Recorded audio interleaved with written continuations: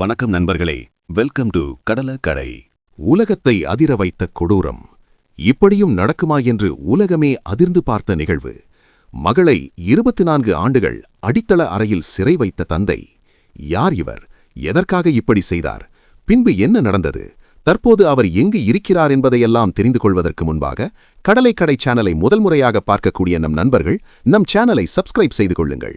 அருகில் இருக்கக்கூடிய பெல் ஐகானை அழுத்தி ஆல் என்று கிளிக் செய்து கொண்டால் நாங்கள் போடக்கூடிய ஒவ்வொரு காணொளியும் உங்களை வந்தடையும். இப்போது வாருங்கள் நிகழ்விற்குள் செல்லலாம்.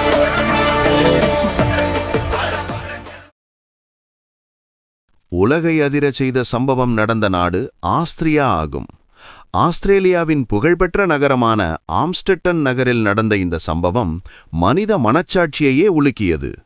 தனது சொந்த தந்தையால் 24 ஆண்டுகள் இருண்ட அடித்தள அறையில் சிறைப்பிடிக்கப்பட்டு கொடூரமாக துன்புறுத்தப்பட்ட எலிசபெத் ஃப்ரிட்ஸம் அவர்களின் மனதை நொறுக்கும் கதை இதுவாகும். சிறைப்படுத்தப்பட்ட நாள் 28 ஆகஸ்ட் 1984. அப்போது எலிசபெத்திற்கு 18 வயது. சிறையிடம் தனது சொந்த வீட்டின் அடியில் எலிசபெத் ஃப்ரிட்ஸல் தந்தையான ஜோசப் ஃப்ரிட்ஸல் ரகசியமாக கட்டிய ஜன்னலில்லாத கான்கிரீட் அறை. வெளிவந்த நாள் 26 ஏப்ரல் 2008. சுமார் 24 ஆண்டுகளுக்கு பின். என்ன நடந்தது? எலிசபெத் ஃப்ரிட்ஸலின் தந்தையே அவரை ஏமாற்றி தன் வீட்டின் ரகசிய பாதாள அறையில் அடைத்தது எப்படி? ஒரு கதவை பொருத்த உதவ வேண்டும் என்று சொல்லி மகளை அடித்தள அறைக்கு அழைத்துச் சென்று மயக்க மருந்து, அதாவது குளோரோஃபார்ம் பயன்படுத்தி மயக்கத்தில் ஆழ்த்தி சிறைப்படுத்தினார். கொடூரமான துன்புறுத்தல். 24 ஆண்டுகளில் ஆயிரக்கணக்கான முறை பாலியல் வன்முறைக்கு உட்படுத்தப்பட்டார். அதன் விளைவாக எலிசபெத் 7 குழந்தைகளுக்கு தாயானார். குழந்தைகளின் நிலை: 3 குழந்தைகள் தாயுடன் அடித்தள அறையிலேயே வளர்ந்தனர். அவர்கள் சூரிய ஒளி கூட காணவில்லை. 3 குழந்தைகளை ஃப்ரிட்ஸல் தனது மனைவியுடன் மேல்தள வீட்டில் வளர்த்தார். தன் மகள் விட்டுச் சென்ற குழந்தைகள் என தன் மனைவியிடம் பொய் கூறி வளர்த்துள்ளார். ஒரு குழந்தை பிறந்தவுடன் இறந்தது. அதன் உடலை அவர் எரித்ததாக விசாரணையில் தெரியவந்தது.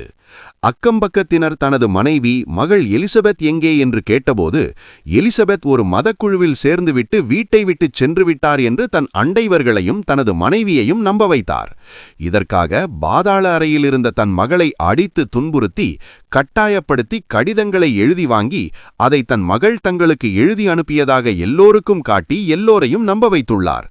இந்த வாழ்க்கை கபடி வெளி உலகத்திற்கு தெரிந்தது என்றால் 2008ஆம் ஆண்டு அடித்தளத்தில் வளர்ந்திருந்த முதற் பிறந்த மகள் 19 வயது கடுமையான உடல்நிலையால் மயக்க நிலையில் மருத்துவமனைக்கு கொண்டு செல்லப்பட்டார். மருத்துவர்களின் சந்தேகமும் பின்னர் நடந்த காவல்துறை விசாரணையும் 24 ஆண்டுகளாக நீண்ட அந்த நரக வாழ்க்கை எலிசபெத் ஃப்ரிட்ஸலுக்கு முடிவு கொடுத்தது. தண்டனை: 2009ஆம் ஆண்டு ஜோசப் ஃப்ரிட்ஸலுக்கு ஆயுள் தண்டனை விதிக்கப்பட்டது. அவர் தற்போது சிறையில் உள்ளார். எலிசபெத்தும் அவருடைய குழந்தைகளும் புதிய பெயரில் பாதுகாப்பான இடத்தில் வாழ்ந்து வருகின்றனர். மனித உருவம் எடுத்த ஒரு கொடூரத்தின் அடையாளமாக இந்த வழக்கு இன்றும் உலக வரலாற்றில் நினைவு கூறப்படுகிறது. இந்த உண்மை சம்பவத்தை தழுவி ஹாலிவுட்டில் பல திரைப்படங்கள் எடுக்கப்பட்டுள்ளது.